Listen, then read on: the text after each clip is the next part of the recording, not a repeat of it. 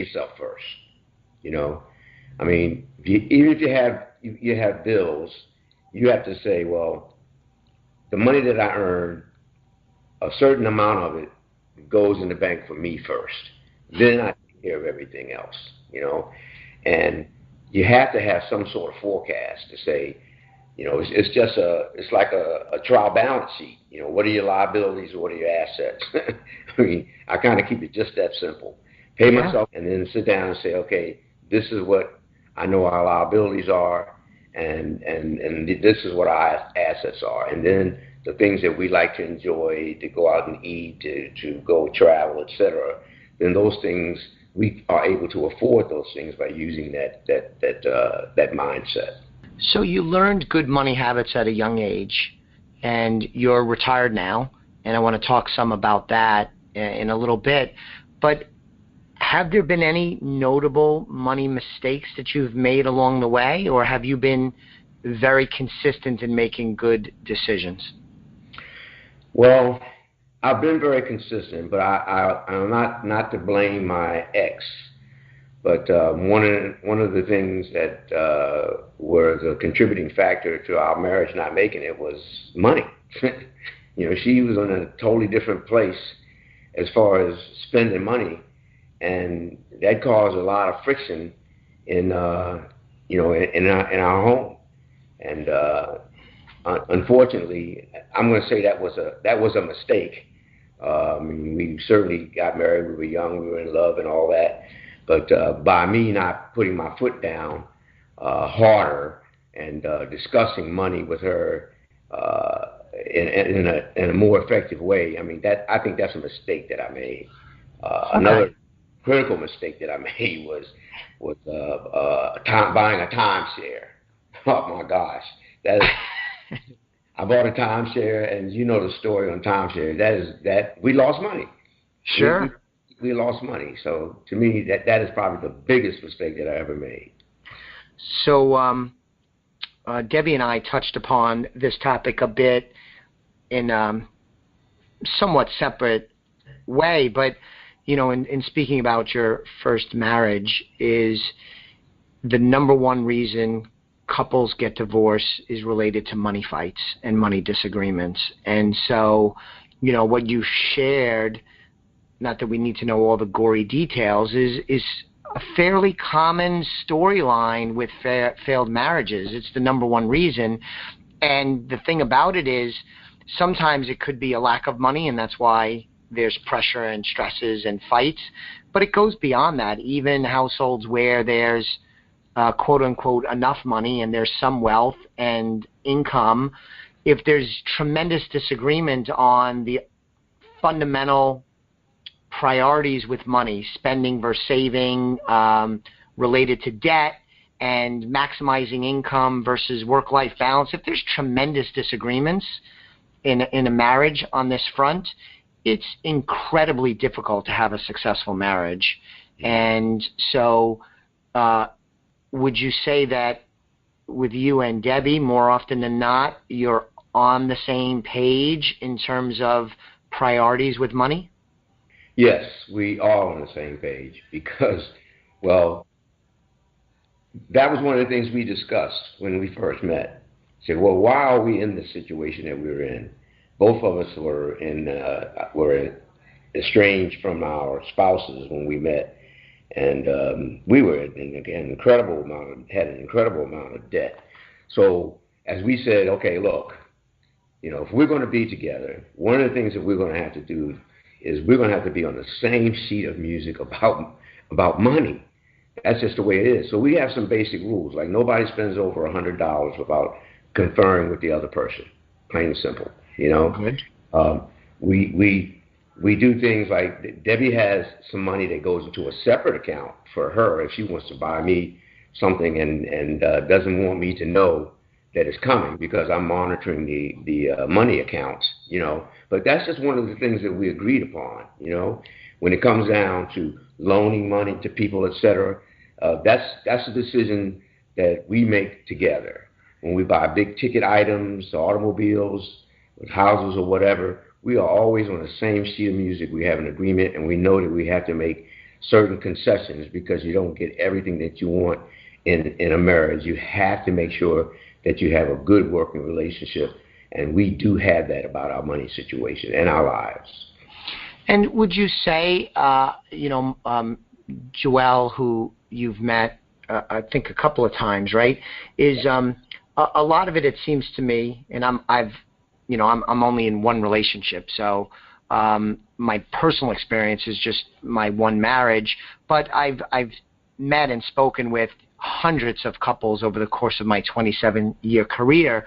It seems like consistent communication on the money topic is very important, where sometimes if there's disagreement, couples might just kind of sweep it under the rug and not really address it, and the problem might worsen over time. Hard feelings might get even harder over time, but just open communication, that purposefulness of going through the budget, looking at an investment portfolio together, talking about big purchases and how they're going to be paid for, whether it's going to be cash or debt, and how much debt and how much should be spent and the timing of those things. Just that communication goes a long way to keeping a couple on the same sheet of music, to use your term. Would you agree with that? I totally agree with that. So do you still have, I'm just curious, do you still have the timeshare? Oh, no. No, we just cut our losses because I realized, I said, you don't know about the maintenance fees. That's the catch-all. Oh, yeah. And so I said, I told Debbie, I said, you know what? These maintenance fees are going to continue to go up. We basically own the timeshare, but the maintenance fees are going to continue. If you think about it. So the next 20 years, you're going to have repurchased that timeshare 2 or 3 times, but you'll never get away from the maintenance fees. That's the part that you can't control. You can pay the $12,000 off, whether you finance or pay outright, but you'll never get away from the maintenance fees. Yes. So, and I didn't think we would go here in this conversation, but full disclosure, I'm a financial planner. I consider myself pretty savvy with money, and I've been successful in earning money over my career, Gil, and my wife and I have built a very nice life for ourselves. But I would have bought 1 or more timeshares along the way if it wasn't for Joelle saying no. And I'm grateful that she said no. And we joke about it because vividly I remember we did one of those and this was when we were younger and money was not as plentiful as it is now for us. And we went to New York City on one of those weekends where it's, a discounted price and it's a timeshare, but you have to agree to a 60 or 90-minute presentation, that kind of thing. Very common, right? Right. And we went there. We're not going to buy. We're just going to go there. We'll take advantage of things. Like 10 minutes into the presentation, I'm like, I think we should do this. But I'm glad we didn't. So switching gears a bit, you had a career in the U.S. military in the Army. Is that right? That's correct. Thank you for your service. How did you end up in the military? Well, I was a college student, University of Maryland, and I really wasn't doing well. Not because I didn't have the intellect, but I was just having way too much fun. Okay. So I just decided, my first wife was in college with me. I said, well, I'm not getting anything done here, so I'm just gonna leave. And I left, and I moved to Washington, D.C., and we ended up, she was pregnant, and I wasn't going to go back home, and I wasn't going to ask my parents for any help. So I said, well, what can I do? I went down to the recruiter, joined the military. I said, well, I can get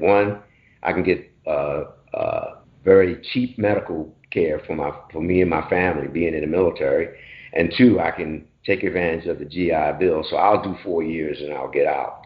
Well, 4 years turned into 26 years, and I'm glad that it did, but that's how it started.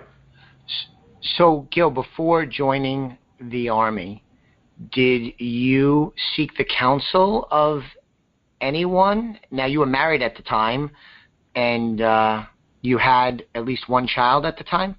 Right.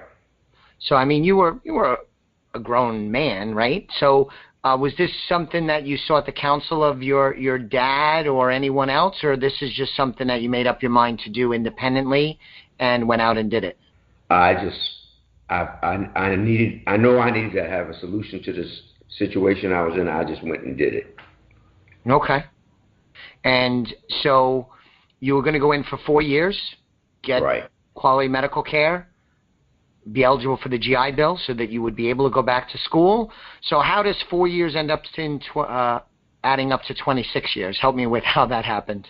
Well, my first duty station was Fort Belvoir, Virginia, which was great because my ex-wife was from D.C. and I was from Baltimore.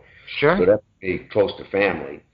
But then they had something, the reenlistment bonuses were pretty attractive during that time. And so I was 2 years into my enlistment, and I had an opportunity to reenlist. They let you have an early out, if you will, so that you can reenlist. And I said, well, I think I got something like, I don't know, $10,000, $11,000 or something like that if I took a burst of six. I took 6 more years. So I did. I reenlisted for 6 more years and went to Korea. And by the time I got to the end of that enlistment, I was getting close to 10. I was like, I may as well just go ahead and do the whole 20. And that's how it ended up being 26 years. Very good. So you had career military, eligible for the pension. You have, and I want to talk some more about retirement in a moment, but you have a nice life in retirement. And in thinking about younger generations, somebody that is thinking about joining the military or a career in the military, can somebody join the military today and be financially successful over the course of their lives? You think that's still attainable? It is attainable. It's attainable because, one, the salaries, the pay rates have been increased exponentially since I joined the military in 1972. I was a private. I think I was probably making $4,500 a year as a private. That same private right now makes around about $18,000, $19,000 a year. So the pay rates have increased. Also, they have an investment vehicle. It's called TSP, and it is the military's, the government's 401k plan. They didn't have anything like that when I was in, and so yeah, you can be successful, but again, you have to know something about personal finance and take advantage of the opportunities when you're overseas living in government housing and don't have all the expenses of housing that you normally do when you're back here in the States. Yes, the answer to that question is yes, you can, whether you're just one of the family members is in the military or both. Like my wife and I, with us having 2 military salaries, we benefited while we were in the military, and certainly we're benefiting now that we've retired. Very good. I listen a lot to Dave Ramsey. I don't know if you're familiar with Dave Ramsey, but he is a get-out-of-debt money guru. That's his major thrust, is get out of debt. He has an incredibly popular book, The Total Money Makeover, that sold a gazillion copies. And his podcast is one of the top, I think, 3 most listened to downloads in the country. Unfortunately, way more popular than my show, but that's a different conversation.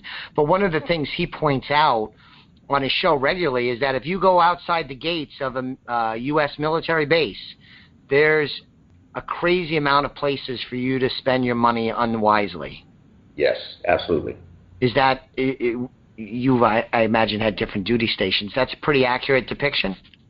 Yeah, it is. That's just the way it is. When you're in a military installation, outside the gate, there are more pawn shops, places for getting alterations to your uniform, having name tags made, huge number of barbershops. And I'm not saying that those businesses prey on the military, but they know that there's a large military population there.